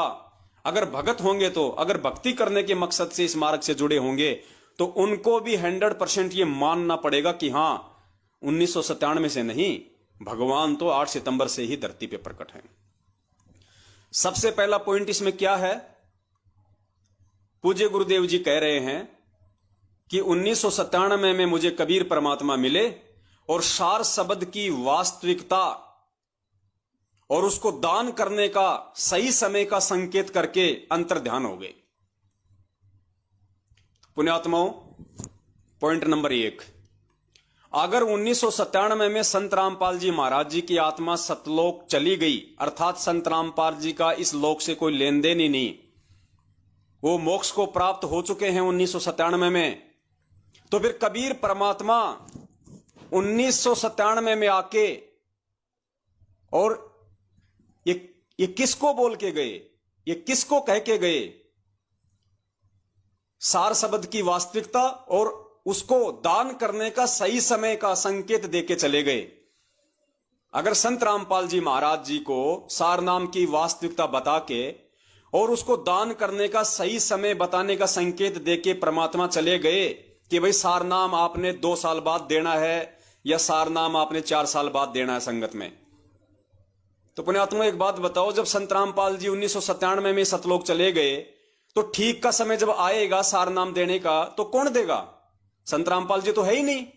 संत रामपाल जी तो आप लोगों के अनुसार 1997 में सतलोक चले गए, तो क्या संत रामपाल जी झूठ बोल रहे हैं यहां पे कि कबीर परमात्मा मुझे मिले और सार शब्द की वास्तविकता बताई और कहा कि इसको संगत में दान कब करना है, कब लोगों को देना है, वो संकेत देके चले गए मुझे। तो कौन देगा? संत रामपाल जी तो कब के सतलोक चले गए 1997 में। तो कबीर परमात्मा फिर वो किसके माध्यम से नाम दिलवाएंगे? है ही नहीं संत रामपाल जी महाराज जी। तो क्या गुरुजी झूठ बोल रहे हैं यहां पे? भाई जब गुरुजी सतलोक चले गए 1997 में, तो कबीर परमात्मा कौन से संत रामपाल जी महाराज जी को ये कह के गए कि भैया आने वाले समय में ये सार नाम तुझे दान करना है, और ठीक का समय बता के चले गए। यानी 1997 में तो दान नहीं करना था, वरना कह देते कि भाई दान कर दे। परमेश्वर ने क्या कहा कि ठीक का समय बता के चले गए कि भाई तुझे 2 साल बाद सार नाम देना है संगत में, या 4 साल बाद देना है। तो देगा कौन? समझ की बात यह है कि देगा कौन है, क्योंकि कबीर परमात्मा मिले और संत रामपाल जी को बोल के गए और ये कह के गए कि तुझे सार नाम कब देना है संगत वालों को। तो संत रामपाल जी तो दे ही नहीं सकते सार नाम। संत रामपाल जी तो आप लोगों के अनुसार 1997 में सतलोक चली गई उनकी आत्मा। तो फिर कौन सा संत रामपाल जी महाराज संगत को दान करेगा? क्या परमात्मा झूठ बोल रहे हैं?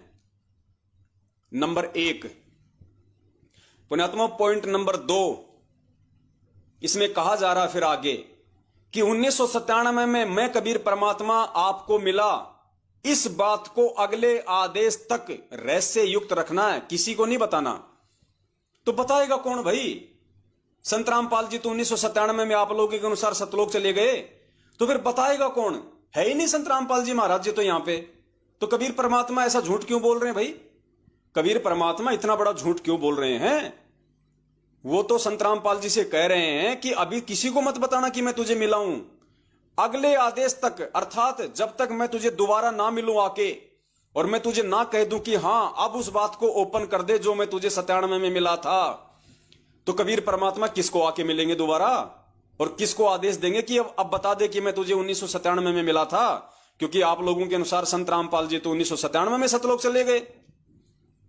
पुण्यात्माओं, ये पॉइंट जो है ये क्लियर करते हैं कि 1997 की बात परमात्मा ने केवल 650 साल पहले धर्मदास जी को जो लिखवाया था कबीर सागर में कि जब आवे 5505 तब ये वचन मेरा होगा साचा, उन वाणियों को सत्य साबित करने के लिए डॉक्यूमेंट्री केवल परमेश्वर ने अपनी पुस्तक आध्यात्मिक ज्ञान गंगा के पेज नंबर 538 पे ये बात लिखी थी, अपने आप को छुपाते हुए कि मुझ रामपाल दास को 1997 में कबीर परमात्मा मिले। पुण्यात्मा, समझदार को संकेत काफी होता है। दूसरा, अभी भी अगर आप लोगों के समझ में नहीं आई है ये बात, तो परमात्मा ने कोई कमी नहीं छोड़ रखी है, इतने भेद दे रखे हैं परमेश्वर ने।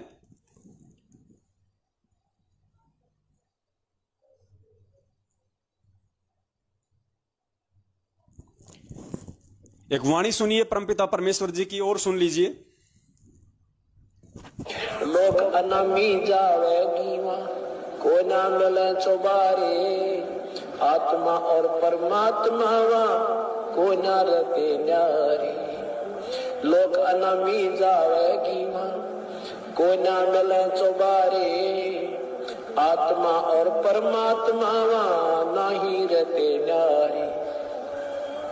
रामपाल प्रीतम प्यारे की आत्मा वह पूर्ण आनंद लेरी, सच कहूं ना झूठ रती भरी बात मान ले मेरी।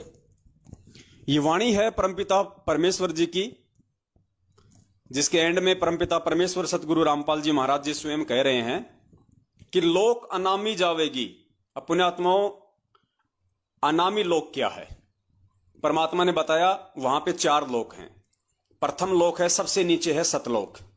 सतलोक से ऊपर है अलख लोक, अलख लोक से ऊपर है अगम लोक, और सबसे ऊपर जो चौथा लोक है वो है अनामी लोक। सबसे ऊपर अनामी लोक।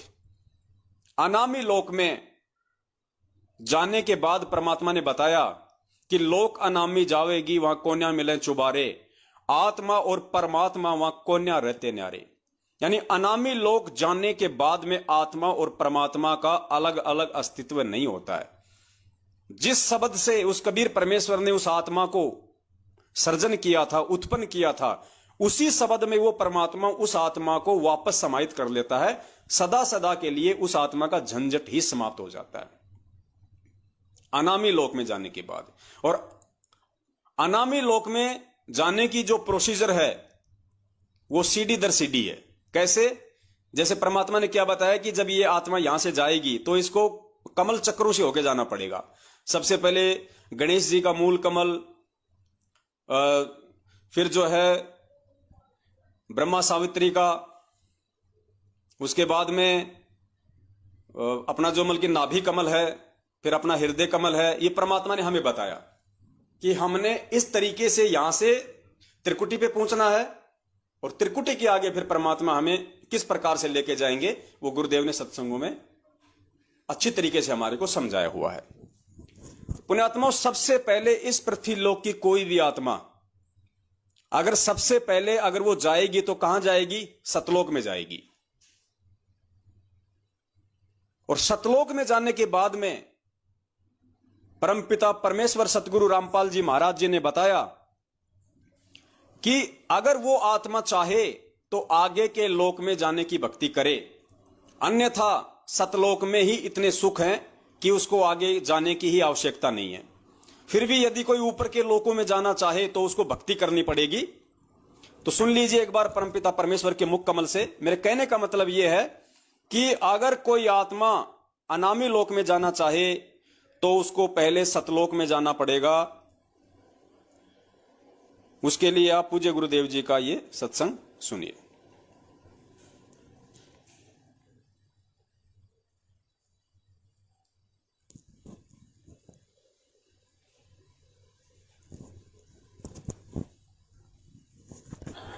सतलोक में जाके सुरता संकट कट जा सारे, अलख लोक और अगम लोक के, यानी सतलोक में जाकर के फिर अलख अगम लोक को और सतनामी को हम वहां जाकर के प्राप्त करेंगे। वहां अलग से वहां भक्ति, हम चाहेंगे ऊपर जाना तो वहां भक्ति करेंगे, नहीं तो सतलोक में। जैसे वहां इस लोक ने छोड़कर जी को ना, और ये तो छूटे भी गा, तो वहां तो इतना आनंद हो जाएगा। वो आपकी इच्छा, आगे ऊपर चलना या ना चलना, सतलोक तक जाने के बाद कोई कष्ट नहीं है, फिर पुनर्जन्म नहीं है। अनामी लोक में जाने के बाद फिर वहां आत्मा और परमात्मा एक हो जाते हैं, आत्मा परमात्मा में समा जाती है। लेकिन सतलोक, अलखलोक और अगम लोक में वहां आत्मा और परमात्मा का अलग अस्तित्व है। दूसरा सत्संग और सुन लीजिए इसी विषय पे परमपिता परमेश्वर जी का।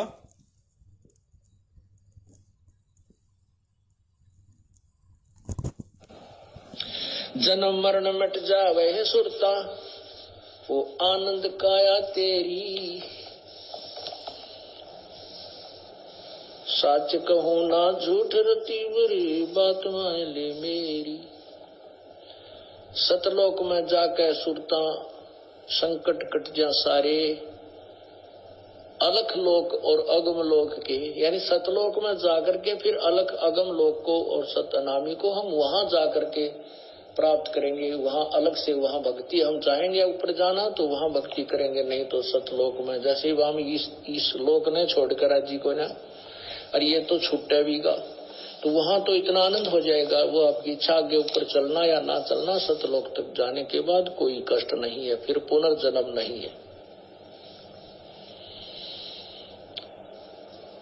अनामी लोक में जाने के बाद फिर वहां आत्मा और परमात्मा एक हो जाते हैं, आत्मा परमात्मा में समा जाती है। लेकिन सतलोक, अलखलोक और अगम लोक में वहां आत्मा और परमात्मा का अलग अस्तित्व है।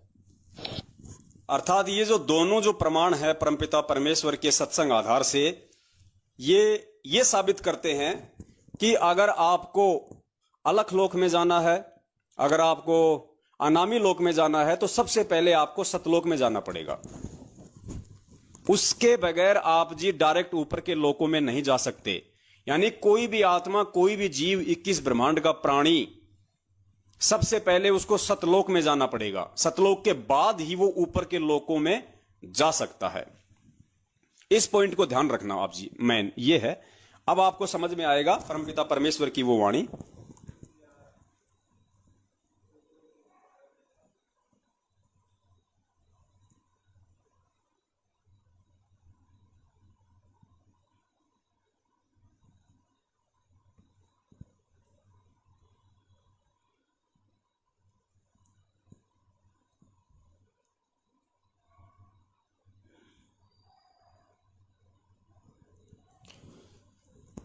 सुरत। अब सुनिए आप जी ये वाणी दोबारा से ध्यान से सुनिए परमपिता परमेश्वर की, जिसमें परमात्मा कह रहे हैं कि लोक अनामी जावेगी वहां कोन्या मिले चुबारे। यानी यहां पे संत रामपाल जी महाराज जी का जो जिक्र आ रहा है वो है अनामी लोक में जाने का। लोक अनामी जावेगी वहां कोन्या मिले चुबारे, आत्मा और परमात्मा वहां कोन्या रहते न्यारे। कहां की बात हो रही है? अनामी लोक की, जो सबसे ऊपर है। फिर आगे क्या कह रही है वाणी? रामपाल प्रीतम प्यारे की आत्मा वहां पूर्ण आनंद ले रही, और सांच कहूं ना झूठ रती बर बात मान ले मेरी। दो शब्द हैं परमात्मा के, ध्यान से सुनिए। अब क्या बताते हैं परमात्मा? ये परमेश्वर स्वयं ही दास बनते हैं, स्वयं ही एक सच्चे भक्त का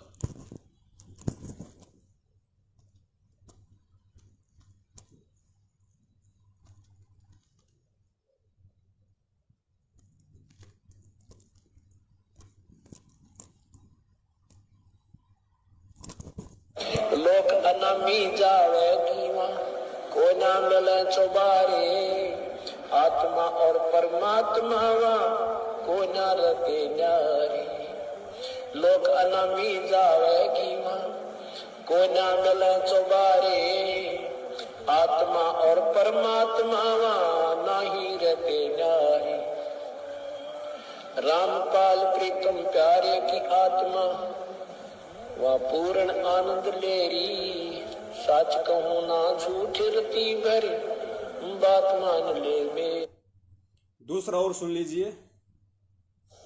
लोक अनामी जावेगी वहाँ को ना मिले चौबारे, आत्मा और परमात्मा वहाँ को ना रहते न्यारे।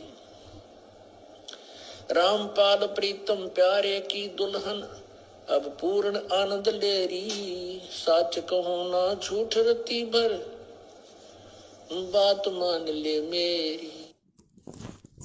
दोनों वाणियां क्या स्पष्ट कर रही हैं कि लोक अनामी जावेगी वहां कोन्या मिले चुबारे, आत्मा और परमात्मा वहां कोन्या रहते न्यारे।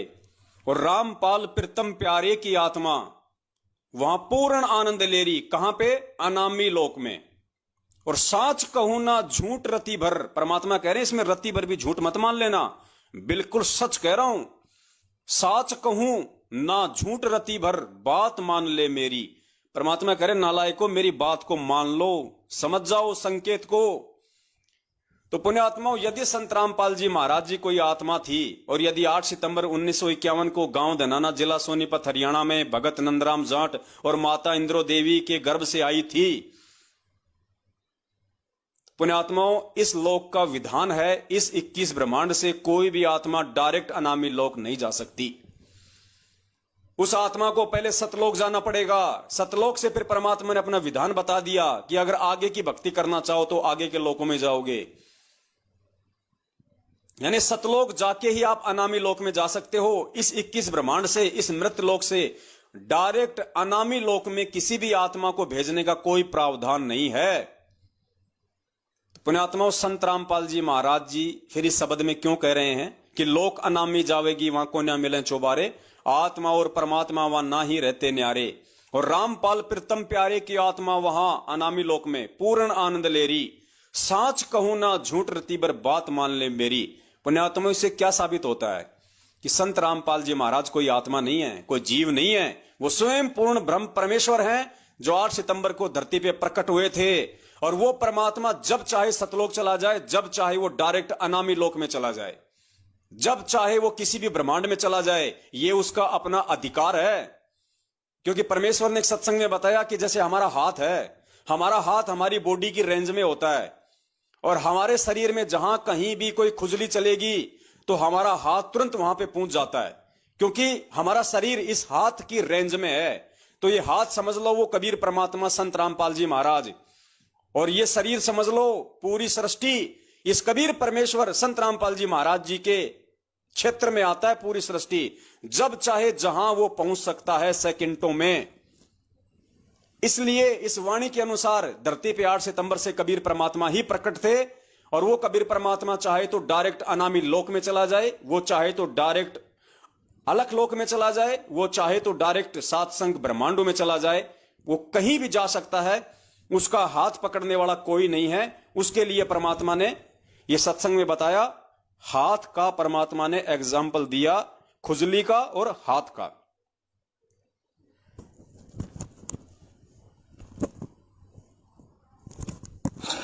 अब क्या कहते हैं, चारों युग में हम फेरे, चारों युग में मैं फेरूं, नहीं आऊं नहीं जाऊं। गरीबदास। देखो पुण्यात्माओं, ये है परमात्मा के खेल।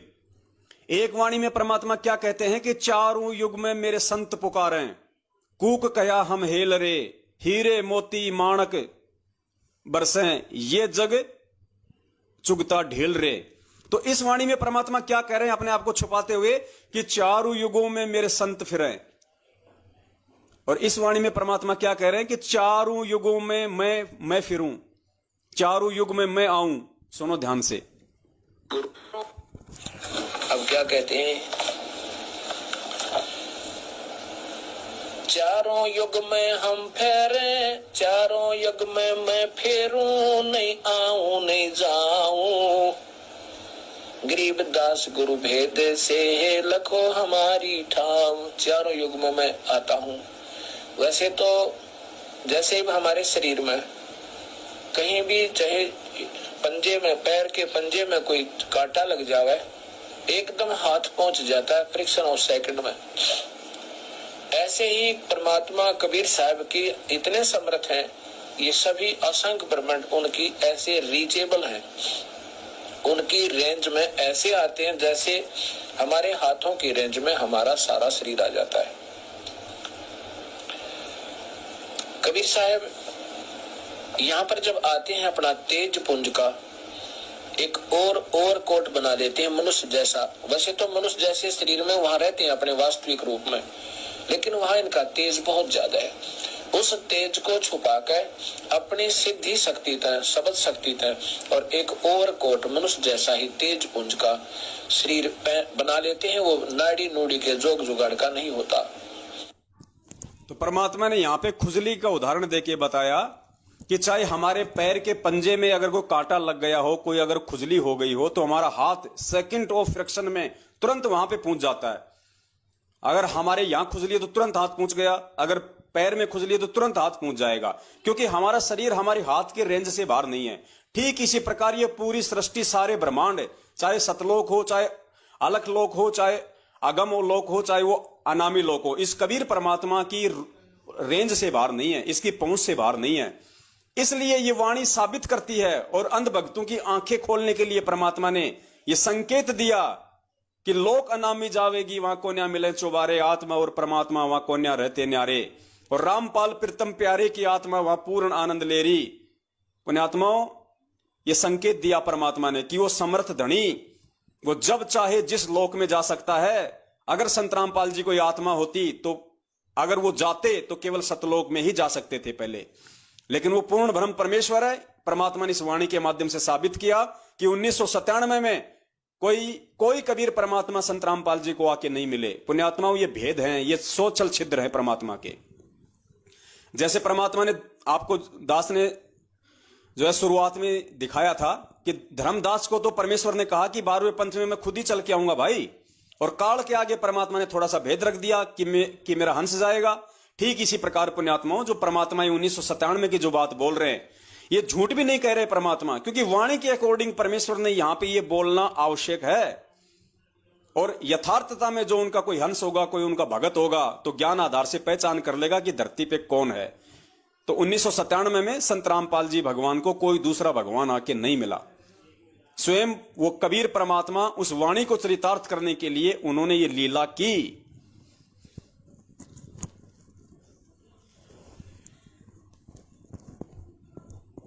और पुण्यात्माओं, उस वीडियो में आपने सुना पहले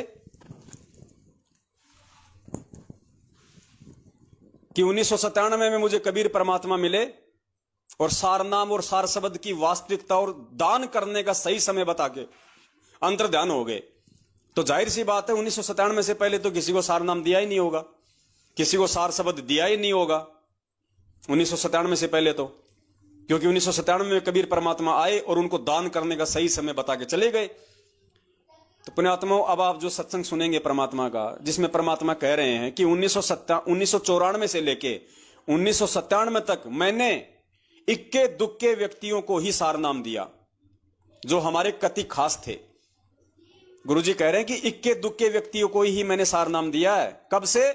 1994 से 1997 के बीच में। जबकि उस सत्संग में परमात्मा कह रहे हैं कि 97 में तो खुद परमात्मा आके मिले और बोले कि इसको सही दान करने का समय मैं बताऊंगा। तो फिर उससे पहले सार नाम कौन दे सकता है पुण्यात्माओं?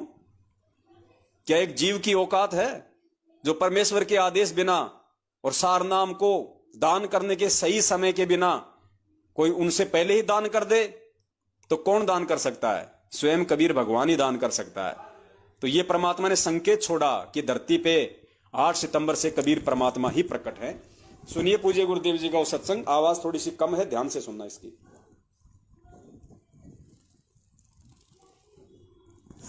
दिखाना चाहते हैं कि ये वो समय आ गया है 5505 वर्ष जब कलयुग बीत चुका है। 1997 में और 1994 में दास को आदेश मिला था दीक्षा देने का, और 97 तक हमने सार नाम किसी को नहीं दिया। इक्के दुक्के दो खास मेरे साथ थे। गुरुजी कह रहे हैं कि 97 तक हमने किसी को सार नाम नहीं दिया, केवल इक्के दुक्के को जो हमारे कति खास थे। ध्यान से सुनना। जब कलयुग बीत चुका है 1997 में और 1994 में दास को आदेश मिला था दीक्षा देने का, और 97 तक हमने सार नाम किसी को नहीं दिया। इक्के दुक्के दो खास मेरे साथ थे उनके प्रीत। 1997 में परमात्मा दया करी दास पे और कहा बेटा डरे ना, खोल दे इस पिटारे ने, खजाना खोल दे, आ गया वो समय। पुण्यात्माओं, ये कुछ संकेत परमेश्वर ने जानबूझ के रखे हुए थे, छोड़े हुए थे, जो ये साबित करते हैं कि वो कबीर परमात्मा 1997 से नहीं बल्कि 8 सितंबर से धरती पे प्रकट है। और ये संकेत यदि परमात्मा ना छोड़ते, और भी बहुत सारे सबूत हैं, लेकिन आज हमारा जो विषय है वो ये साबित करना नहीं है कि धरती पे 8 सितंबर से कबीर परमात्मा प्रकट हैं या फिर 1997 से प्रकट हैं। कोई बात नहीं, क्योंकि आज का हमारा जो विषय है वो चरणा अमृत को लेके है, और यदि हम इस विषय पे ज्यादा आगे बढ़ेंगे तो हमारा विषय वो पूरा नहीं हो पाएगा। इसलिए पुण्यात्माओं, समझदार को संकेत ही काफी है कि धरती पे 8 सितंबर से कबीर परमात्मा स्वयं प्रकट है संत रामपाल जी महाराज जी के चोले में। और यह समझाना थोड़ा सा इसलिए आवश्यक था क्योंकि इतना विश्वास हुए बिना कि मेरा गुरु स्वयं कबीर भगवान है और 8 सितंबर से धरती पे प्रकट है, उसके बिना पुण्यात्माओं आगे अब हम जो चरणामृत के ऊपर चलेंगे वो समझ में नहीं आना था। तो अब हम चरणामृत के ऊपर चलते हैं। पहली बात तो परमात्मा ने सत्संगों में बताया कि नाम दीक्षा भले 6 महीने बाद में ले लो, 1 साल बाद में ले लो, 2 साल बाद ले लो, कोई जल्दबाजी नहीं है। मैं यहां तुम्हें नाम ही देने आया हूं, तुम्हें पार ही करने आया हूं यदि टिक के भक्ति करोगे तो। लेकिन गुरुदेव ने बताया कि इस भक्ति को प्राप्त करने से पहले ज्ञान को अच्छे से आधार बना लो, मेरे सत्संग अच्छे से सुन लो, एक एक चीज को समझ लो, क्योंकि नाम दीक्षा लेने के बाद में अगर आपको इस भक्ति और भगवान के प्रति मन में थोड़ा सा भी शंका हो गई तो गुरुजी कहते हैं कि उसी समय आप परमात्मा से दूर हो जाओगे। तो बार बार परमात्मा ने हमेशा ज्ञान को आधार बनाने पे ही जोर दिया। और आप जितने भी भगत भाई बहन हैं जो सन 2014 के बाद से सतलोक आश्रम मैनेजमेंट हरियाणा ने गांव गांव में जो फर्जी नामदान केंद्र खोले हैं वहां से दीक्षा ली है या ऑनलाइन नाम दीक्षा ली है देश विदेश में बैठे, आप लोगों की सबसे बड़ी जो कमजोरी है वो यही रही कि आप लोगों ने सत्संगों को गहराई से नहीं सुना, और सुना तो आपने उन पे विचार नहीं किया। वरना पुण्यात्माओं, ये सत्संग सुनने के बाद में, इस कबीर परमात्मा का इतना ज्ञान सुनने के बाद में, और जब आपको यह भी मालूम पड़ गया था कि भाई गुरुजी जेल में हैं, संत रामपाल जी महाराज अभी जेल में हैं 2014 से, पुण्यात्माओं, नाम दीक्षा लेने से पहले आपने जेल जाने की वजह को बिल्कुल साफ करना चाहिए था कि ऐसा परम संत जिसके सत्संग सुन के मेरी आत्मा कांप गई और तुरंत नाम दीक्षा लेने के लिए उमड़ रही है, जिसके सत्संगों में, जिसके शब्दों में इतना पावर है चुंबक की तरह, वो परम संत जेल में क्यों है? ऐसा संत कोई घटिया कर्म तो कर ही नहीं सकता, हम सोच ही नहीं सकते, कोई दोष ऐसा संत कर ही नहीं सकता, फिर जेल में क्यों है? कारण क्या है?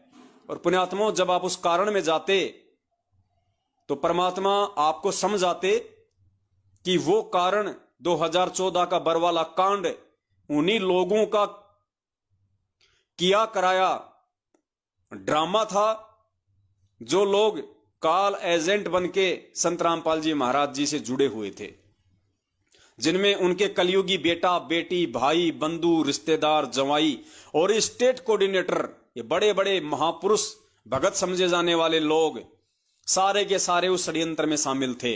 कुछ अपने स्वार्थों के चलते और कुछ नालायक अपनी मंद बुद्धि के चलते उन स्वार्थी महेंद्र भगोड़े जैसे लोगों के पीछे उन्होंने परमेश्वर के ज्ञान को आधार ना बना के उसके मनमानी हरकतों में सहयोग कर दिया और संगत से भी सहयोग करवा दिया, जिसका नतीजा हुआ बरवाला कांड, 5 भक्तों की मौत और बेवजह सारा का सारा दोष सतगुरुदेव जी के ऊपर थोप दिया गया। और ये सारे के सारे गधे बरवाला कांड में या तो पकड़े गए या ये आश्रम छोड़ के फरार हो गए रातों रात।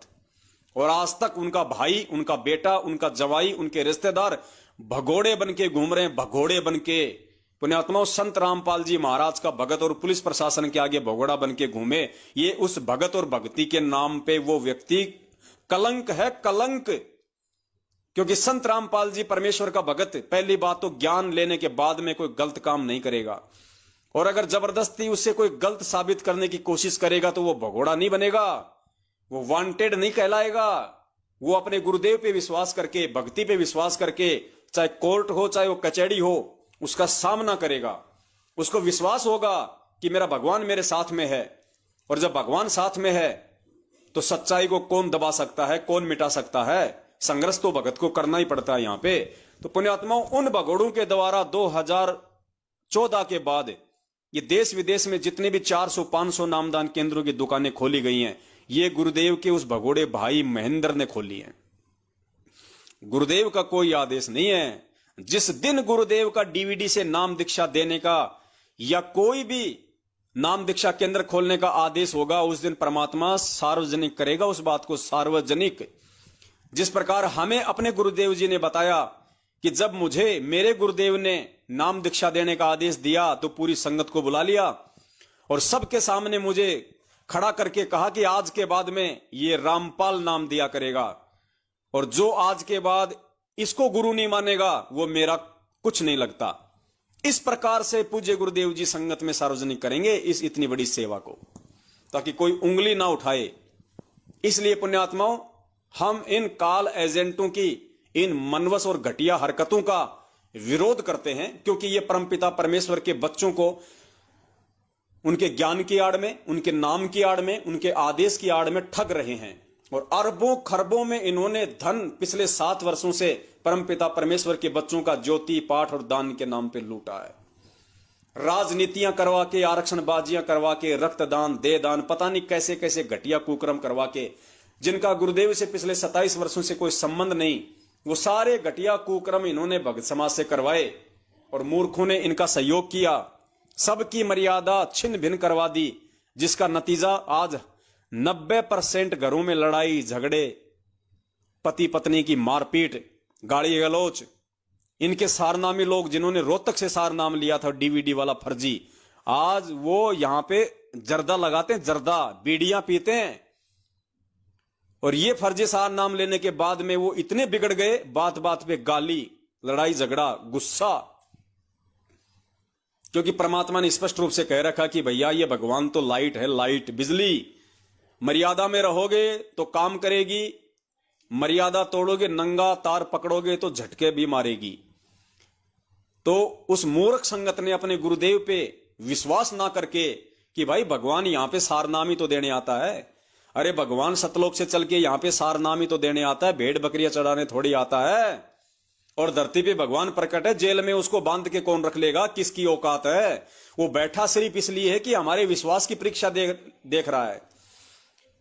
वो इंतजार सिर्फ इसलिए करवा रहा है कि हम मूर्खों के विश्वास की परीक्षा ले रहा है कि नालायकों को मेरे ऊपर विश्वास भी है या नहीं है, मेरे सत्संगों को आधार भी बनाया कि नहीं बनाया, कि गुरुजी जेल से बाहर भी आएंगे नहीं आएंगे।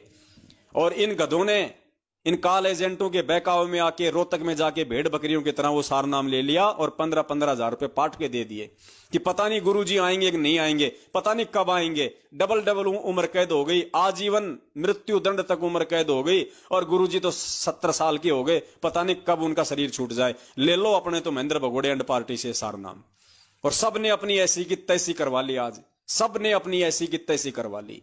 उसके बाद भी कुछ मूर्ख नहीं मान रहे और इन्होंने नया फंडा छेड़ दिया, 2 पाठ कराओ सार शब्द लो। और कुछ मूर्ख वहां पे 2-2 पाठ करवा के वो सार शब्द भी ले रहे हैं। तो पुण्यात्माओं, परमात्मा ने ये छटनी करनी थी आज। उनके मार्ग में जो ये गंदगी फैल गई थी, परमात्मा ने उसकी छटनी करनी थी। छटनी परमेश्वर ने कर ली। और जो परमेश्वर के जो विवेकी हंस थे, जो परमेश्वर के जो मर्यादित जो बच्चे थे, उसको परमात्मा ने सत्सेवकों के रूप में अलग से छांट लिया, जो खुद भी सावधान रहे और अपने भगत भाई बहनों को भी वीडियो बना बना के सावधान करते रहे कि भाई इन काल एजेंटों के झांसे में मत आओ। पुण्यात्माओं, आज से पहले हम रामायण देखा करते थे, महाभारत देखा करते थे, लेकिन हमारी समझ में नहीं आती थी ये बातें। अब पुण्यात्माओं देखो, महाभारत का छोटा सा एक किस्सा है। अब दास यहां पे दिखाएगा नहीं, क्योंकि पुण्यात्माओं फिर ये मैसेज जो है वो ब्लॉक हो जाते हैं, क्योंकि इन लोगों ने उन वीडियो पे कॉपीराइट लगा रखा होता है और हमारा लाइव जो है बीच में रुक जाएगा। तो दास कोशिश करेगा उसको या तो बाद में दिखाने की या फिर आपको वैसे बता देगा वर्बली। जब महाभारत का युद्ध पूरी अपनी तैयारियों पे था और बात पहुंच गई कि भैया श्री कृष्ण जी जो है वो किसका साथ देंगे, तो एक तरफ तो दुर्योधन पहुंच गया श्री कृष्ण जी से सहायता मांगने के लिए मथुरा में, और दूसरी तरफ अर्जुन पहुंच गया। श्री कृष्ण जी उस समय सो रहे थे, दोनों वहां जाके बैठ गए। अर्जुन जो था वो श्री कृष्ण जी के पैरों की तरफ खड़ा रहा, और जो दुर्योधन था, जो अहंकारी, वो उनके सिर की तरफ जाके चेयर पे बैठ गया। जैसे श्री कृष्ण जी की आंखें खुली, उन्होंने सबसे पहले अपनी आंखों के सामने अर्जुन को देखा। उसके बाद में दुर्योधन ने कहा कि मैं भी बैठा हूं भाई, इधर मेरी तरफ भी देख ले। हाँ बोल, देख लिया भाई तेरी तरफ भी। बोले आओ भाई, क्यों आए, किस लिए आए। तो उन्होंने अपनी अपनी बातें बता दी कि महाराज जी ऐसे ऐसे है, सारी सेनाओं का बंटवारा हो चुका है, युद्ध होना निश्चित है, हम आपसे सहायता मांगने आए हैं। तो दुर्योधन ने कहा कि पहले मांगने का अधिकार मुझे है। तो श्री कृष्ण ने कहा, मैंने तो सबसे पहले आंख खोलते ही अर्जुन को देखा था, तो मेरी दृष्टि में तो सबसे पहले अर्जुन आया है, तो अर्जुन मांगने का अधिकारी है। तो दुर्योधन ने कहा कि नहीं, मैं मांगने का अधिकारी हूं, और वैसे भी मैं उम्र में छोटा हूं, मैं ही मांगने का अधिकारी हूं। तो श्री कृष्ण ने कहा कि चलो भाई ठीक है भाई, तू मांग ले, कोई दिक्कत नहीं। तो दुर्योधन ने उसने श्री कृष्ण जी ने कहा कि भैया 2 ऑप्शन हैं, एक तरफ तो मैं हूं नारायण और दूसरी तरफ मेरी सेना है। श्री कृष्ण जी की सेना का नाम था नारायणी सेना, नारायणी सेना। तो बोला भाई इन दोनों में से एक चीज मांग लो, क्या मांगनी है। तो दुर्योधन ने कहा कि सबसे पहले मैं मांगूंगा। तो दुर्योधन ने क्या मांगा, उसने कहा कि भगवान मुझे आपकी नारायणी सेना दे दो, क्योंकि नारायणी सेना द्वापर युग में विश्व की सबसे स्ट्रॉन्ग सेना थी। सबको पता था कि जिस तरफ श्री कृष्ण भगवान की नारायणी सेना यादव सेना हो जाएगी, उनको कोई नहीं हरा पाएगा। तो वो दुर्बुद्धि व्यक्ति था, वो श्री कृष्ण जी को वो पहचान नहीं पा रहा था। उसने सेना मांग ली और वहां से निकल गया। और श्री कृष्ण, उसने अर्जुन ने मांग लिया नारायण को। हाँ, अपने आत्मा दास थोड़ा सा भूल गया, पहले अर्जुन ने मांगा था और अर्जुन ने कहा कि मुझे आपकी आवश्यकता है, मुझे नारायणी सेना की आवश्यकता नहीं है, मुझे नारायण चाहिए। अब वो दुर्योधन बड़ा प्रसन्न हुआ, उसने सोचा कि चलो ये तो ऑटोमेटिक ही सारा काम हो गया, मांगने की जरूरत नहीं पड़ी। तो उसने कहा कि चलो ठीक है, हम तो नारायणी सेना ही मांग लेते हैं। अब हमारे भाई ने, अर्जुन ने अगर नारायण मांग लिया तो कोई बात नहीं, हम तो नारायणी सेना से काम निकाल देंगे। जबकि अंदर अंदर बड़ा वो खुश था कि मांगनी तो मुझे सेना ही थी। तो दुर्योधन के जाने के बाद में श्री कृष्ण जी ने अर्जुन से जो पूछा, पुण्यात्माओं उसको ध्यान से सुनना आपने। श्री कृष्ण ने उससे पूछा कि अर्जुन, जब तेरे पास में ऑप्शन था मेरी सेना मांगने का, नारायणी सेना मांगने का, तो तूने मुझे क्यों मांगा? तो अर्जुन ने कहा कि भगवान, इस महाभारत के युद्ध को जीतने के लिए मुझे नारायणी सेना की नहीं, मुझे नारायण की जरूरत है। क्योंकि मुझे एक ऐसे सारथी की जरूरत है जो युद्ध भूमि में मेरा मार्ग दर्शन कर सके, मुझे विचलित ना होने दे, मेरी हिम्मत और मेरा धैर्य ना टूटने दे, वो कदम कदम पे मेरी रक्षा करे। तो भगवान, मुझे एक ऐसे सारथी की जरूरत है, ना कि सेना की। क्योंकि ये युद्ध अगर मैं जीत सकता हूं तो मैं एक सारथी के भरोसे जीत सकता हूं। क्योंकि मैं तो भाले, तीर, कमान, अग्निबाण छोड़ने में ही व्यस्त रहूंगा। मेरे रथ को कौन हैंडल करेगा? मुझे कौन कहां लेके जा रहा है, मुझे वो किधर लेके जा रहा है, वो चीज इंपॉर्टेंट है। तो मुझे नारायण की आवश्यकता है, मुझे एक सारथी की आवश्यकता है। पुण्यात्माओं, ठीक इसी प्रकार इस महाभारत रूपी युद्ध को जीतने के लिए, अर्थात एक भगत को इस भवसागर से पार होने के लिए, मोक्ष प्राप्ति के लिए, भगत को सारनाम की आवश्यकता नहीं होनी चाहिए। उस नारायण सेना रूपी सारनाम की नहीं, बल्कि उस नारायण रूपी सतगुरु की आवश्यकता पड़नी चाहिए। एक भगत को अगर चाहिए तो वो सतगुरु चाहिए, ना कि सारनाम। क्योंकि सारनाम से सतगुरु नहीं है, सतगुरु से सारनाम है। अगर सतगुरु आपके साथ में है, अगर सतगुरु पे आपका विश्वास है, तो वो परमात्मा ऐसे ऐसे हजार सारनाम आपके लिए प्रकट कर देगा। और यदि आपने सतगुरु को छोड़ के सारनाम मांग लिया तो सोचो पुण्यात्माओं, बिना सतगुरु की मेहर के वो सारनाम काम ही नहीं करेगा। वो सारनाम आपको सतलोक नहीं पहुंचा सकता, उस सारनाम की औकात नहीं है बिना सतगुरु के, बिना सतगुरु की मेहर के। तो पुण्यात्माओं, सतलोक आश्रम मैनेजमेंट हरियाणा के पीछे लगे हुए उन चंद मूर्ख लोगों ने, जिन्होंने रोहतक में जाके भेड़ बकरियों की तरह 50-50, 400 एक जगह बैठ के वो सारनाम लिया फर्जी, उनको अपने गुरु पे विश्वास नहीं था। उनको यह विश्वास नहीं था कि संत रामपाल जी महाराज जेल से बाहर भी आएंगे या नहीं आएंगे। उसी समय वो भगवान से दूर हो चुके थे।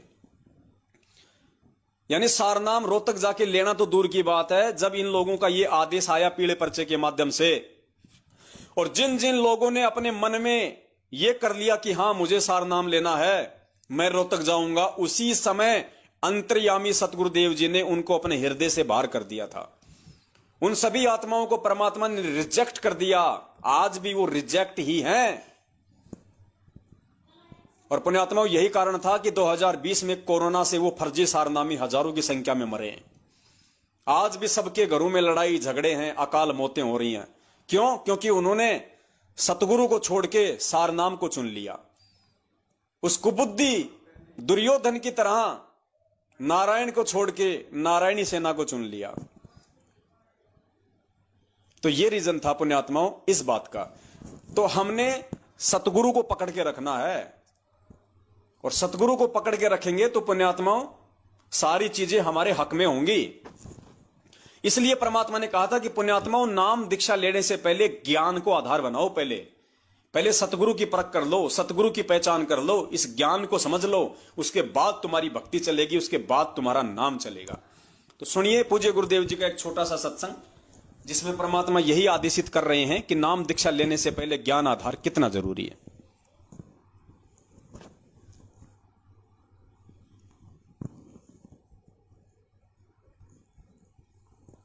काल को ये चिंता बनी रहती है, कहीं ये इस मार्ग पर दृढ़ ना हो जा और इसका बेड़ा पार ना हो जा, तेरे हाथों से ना निकल जा। तो पुण्यात्मा, उपदेश लेने से पहले दास ने बहुत सुविधा उपलब्ध कर रखी है। जिन दिनों में सत्संग होता है, सत्संग सुन करो, फिर परमात्मा ने दया बख्श रखी है, एक पवित्र टीवी चैनल पर उसने साधना के ऊपर शाम को 8 बजे सत्संग आता है, वहां सुनते रहो। कहने का भाव ये है कि आप जी पहले कति कंसेप्ट क्लियर करो, जब आओ यहाँ पर और नाम लेकर फिर जो सही दृढ़ होकर आते हैं उनको